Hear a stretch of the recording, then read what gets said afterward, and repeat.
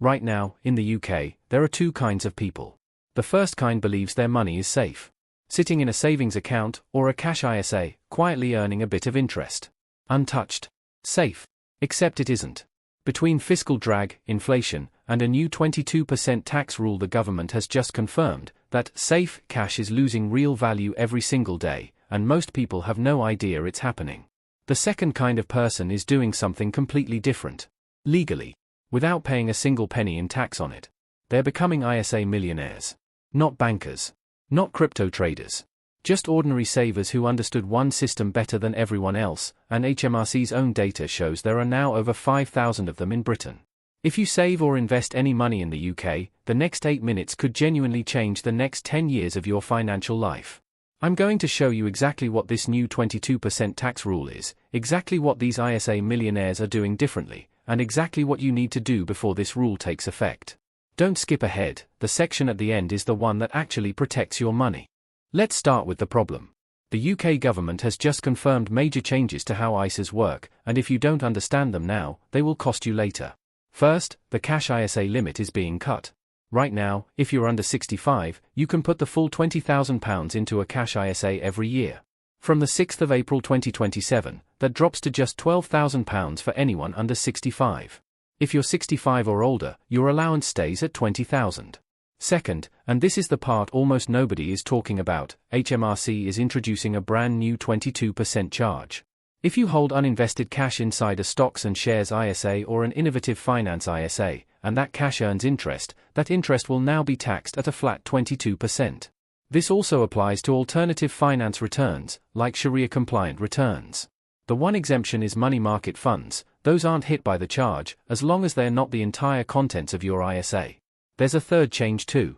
From April 2027, if you're under 65, you will no longer be able to transfer money out of a stocks and shares ISA into a cash ISA. That door closes. The reverse, moving cash into investments, still stays open.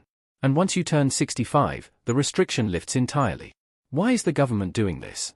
Their own explanation is simple. They want to stop people using investment ISAs as a backdoor to hold cash above the new, lower cash limit.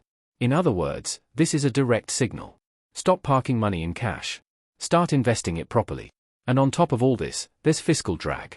Income tax bands have been frozen while wages and inflation keep rising, which means more of your income creeps into higher tax territory every year, silently, without a single new tax being announced. Combine that with rising prices, and money sitting passively in an ordinary bank account is losing purchasing power constantly, even before this new 22% rule touches it. So that's the threat. Now let's look at what the winners are actually doing.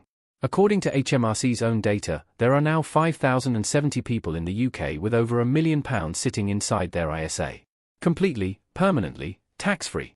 That's up from just 450 back in 2016, a rise of over 1,000% in 7 years.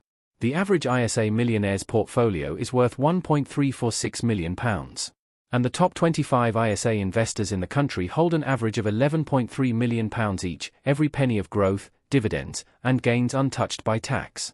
Here's the detail that surprises most people: 94% of these £1 million ISAs are stocks and shares ISAs. Not cash. The people getting genuinely wealthy through this system are barely using cash at all. So what do they actually have in common? For habits, consistently. Habit 1, they invest, they don't hoard. Their portfolios are overwhelmingly built from equities, global index funds, and quality shares, not cash sitting there collecting a small, now taxable amount of interest. Habit 2, they move early. Around 30% of ISA millionaires use their full allowance within the very first month of the tax year, and over half use it within the first 3 months. They're not waiting until March, panicking to use it before it resets. They're getting their money working as early as possible, which means it compounds for a full extra year compared to someone who waits. Habit 3, everything inside the ISA wrapper stays completely tax-free. No capital gains tax. No dividend tax. No income tax. Dividends get reinvested automatically, compounding on top of compounding, year after year, completely untouched by HMRC. Habit 4, and this is probably the most important one, time in the market beats timing the market. HMRC data on stocks and shares ISA millionaires shows that roughly 2/3 of them made 0 trades in an entire tax year. They didn't panic sell during a downturn. They didn't try to guess the bottom or the top. They just kept contributing, and let time do the heavy lifting. Now let's look at the actual maths, because this is where the gap becomes impossible to ignore. Say you save £10,000 a year, every year, for 25 years. If you keep that in a cash ISA or a standard savings account, earning around 2.5% after tax and inflation, you end up with roughly £340,000. Respectable. Safe. But nowhere near enough to retire comfortably on. Now take that exact same £10,000 a year, same effort, same discipline, but put it into a stocks and shares ISA tracking something like a global index fund or the S&P 500, averaging 8 to 10% a year, completely tax-free. After 25 years, you're looking at somewhere between £750,000 and just over £1 million. Same commitment. Same 25 years. One path keeps you comfortably middle class. The other makes you a tax-free millionaire. That difference is the entire lesson of this video, and it's exactly why the government is now actively pushing people away from cash and toward investing.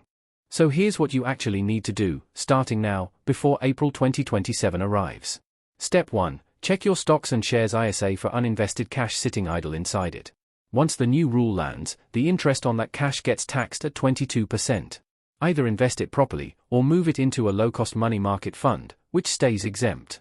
Step 2. If you don't have a lump sum, that's completely fine. Set up automated monthly investing, £300, £500, £1,000 a month, whatever fits your budget. Consistency beats waiting for the perfect moment every single time. Step 3. For most people starting out, a single stock is a risky bet. A diversified global index fund, something tracking the FTSE Global All Cap, the S&P 500, or the MSCI World Index, gives you exposure to the world's biggest companies without betting everything on one name. Step 4. Keep an emergency fund of 3 to 6 months' expenses in cash, because you genuinely need that safety net. But beyond that, stop letting large amounts of cash sit in low-yield, increasingly taxed accounts. Move it into tax-efficient wrappers, your ISA, or your pension, where it can actually grow. Step 5, and this is the one people skip: if you prefer cash savings, use your current higher cash ISA allowance now, in this tax year and next, while it's still £20,000. Once April 2027 hits, that door for under 65s narrows to £12,000 for good. Here's the truth underneath all of this. Tax rules change. Governments change. Allowances get cut, and new charges get introduced. That's guaranteed to keep happening. But the law of compounding never changes. The earlier you start, the less tax you pay along the way, and the bigger your portfolio ends up being decades from now. So, quick question for you, right now, is most of your money sitting in a cash ISA, or a stocks and shares ISA? Tell me in the comments, I genuinely want to know where most of you stand. If this video actually gave you something useful, hit like, send it to someone who still thinks cash is safe, and subscribe, because HMRC isn't done changing these rules, and I'll be breaking down every update the moment it happens. See you in the next one.